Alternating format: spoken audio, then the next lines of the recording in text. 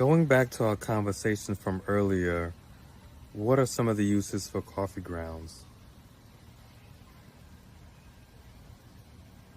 Absolutely. Let's circle back to that. Used coffee grounds have a bunch of handy uses in the garden when applied the right way. Here's how they can help. 1. Soil amendment. Add to your soil or compost to improve texture and organic matter. They offer a small boost of nitrogen, which helps leafy growth. Best when mixed in, not piled on top. 2. Compost ingredient. Coffee grounds count as a green, nitrogen-rich material in compost. Mix with browns like dried leaves or straw for balance. Helps speed up decomposition and adds nutrients. 3. Mulch. Can be used as a thin mulch layer around plants, but not too thick or it'll crust up and repel water. Best used mixed with wood chips, leaves, or straw. T4. Pest deterrent.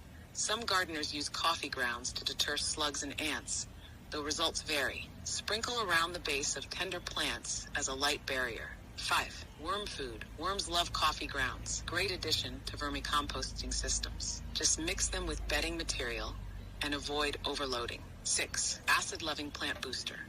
When mixed with compost, they're helpful around acid-loving plants like blueberries, azaleas, roses, and hydrangeas. Have you been saving your coffee grounds daily?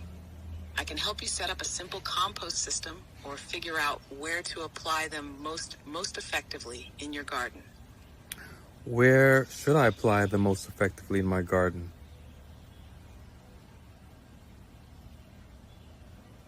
Great question. It really depends on what you're growing and how you're managing your soil overall. Since I know you're growing blueberries, raspberries, sweet potatoes, peppers, apple, and fig trees, here's where your coffee grounds will be the most effective. 1. Compost pile. Best overall use. If you're building or using a compost pile, this is the best place to put your coffee grounds. They'll break down and mix with other materials to create nutrient-rich compost for everything in your garden. Especially useful for fruit trees, peppers, and sweet potatoes once composted. Et blueberries sparingly and mixed. Mix a small amount into the top couple inches of soil around your blueberry zone.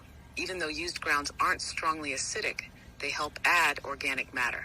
Combine them with pine bark mulch or peat moss for best results. 3. Peppers and sweet potatoes. Apply as a thin top dressing or mix into the soil before planting.